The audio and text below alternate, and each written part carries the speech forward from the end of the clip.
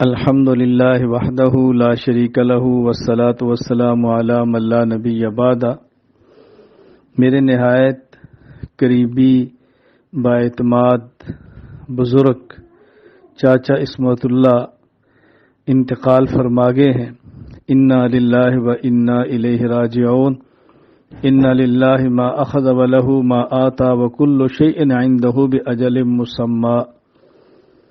چاچا عصمت اللہ بڑی عمر کے تھے، بیمار تھے، غریب تھے، تبلیغی جماعت سے وابستہ تھے، باقاعدہ 4 ماہ لگائے، سالانہ چلہ لگاتے، تبلیغ کے سارے اعمال میں جڑتے، مجھ سے بیعت تھے، دین کا درد رکھنے والے تھے، چلے میں پاکستان کے کسی دور دراز علاقے میں بھی ہوتے تو مجھ سے رابطہ میں رہتے۔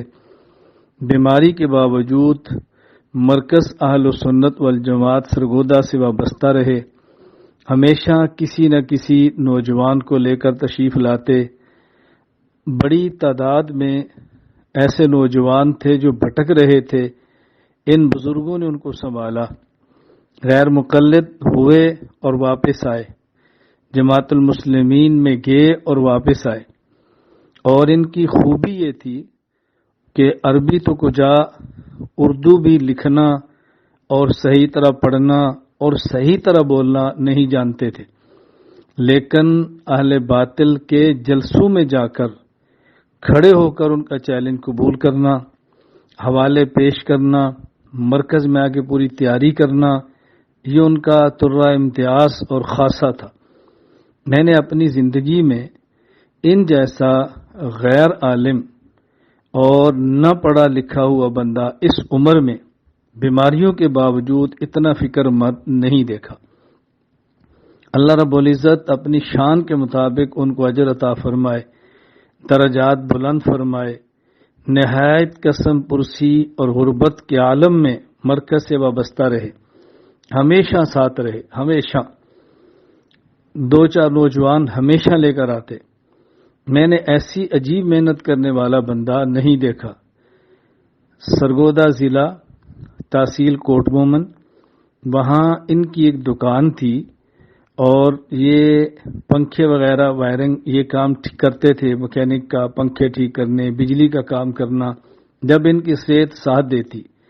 بالکل ان کے سامنے دوسری طرف سڑک کے غیر مقلدین کی ایک عسکری جماعت کا دفتر تھا، تو انہیں اپنے سامنے ایک آئینہ لگا رکھا تھا، جب بھی دیکھتے کوئی نوجوان جا رہا ہے تو انتظار میں رہتے، جب واپس آتا تو اس کو بلا لیتے، پھر اس کی ذہن سازی، پھر محنت، پھر مرکز لانا، عجیب محنت کی ہے۔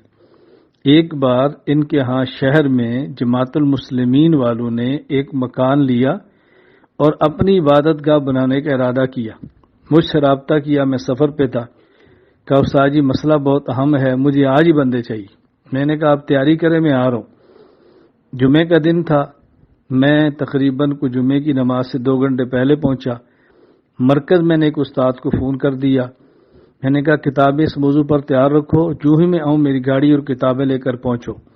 کہ وہاں گئے، اس کمرے میں پہنچے، ان کے جو تبلیغ کے لیے بندے آئے تھے ان کو ملے، کہا جی پہلے گفتگو ہوگی پھر جمعہ ہوگا۔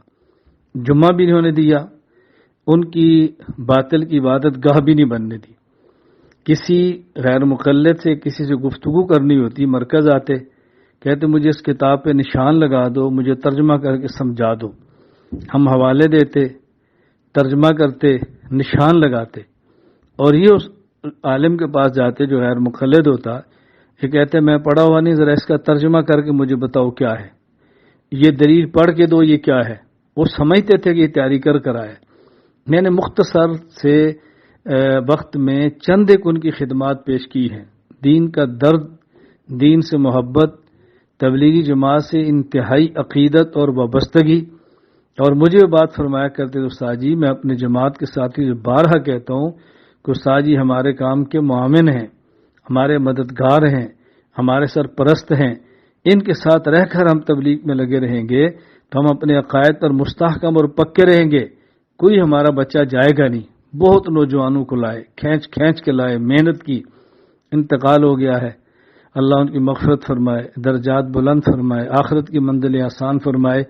آپ یقین فرمائے کہ ان کے جانے پر شاید ان کی اولاد اتنی غمزدہ نہ ہو جتنا ان کے جانے پر میں غمزدہ ہوں، جتنا مجھے دکھ ہے، جتنی مجھے تکلیف ہوئی ہے۔ اللہ ان کے درجات بلند فرمائے، اللہ اپنی شان کے مطابق اجر فرمائے۔ میں اپنے ہر اس پیغام سننے والے دوست، بھائی، بہن، بیٹی، ماں سے عرض کروں گا کہ ان کے لیے صالح ثواب کرے، اور ہر وہ شخص جو ہماری اس عقائد کی تحریک کے لیے ہمارے ساتھ جڑا ہے، وابستہ ہے، معاون ہے، میں دعا کرتا ہوں، آپ بھی دعا کریں، اللہ ان سب کو اپنی شان کے مطابق اجر عطا فرمائے۔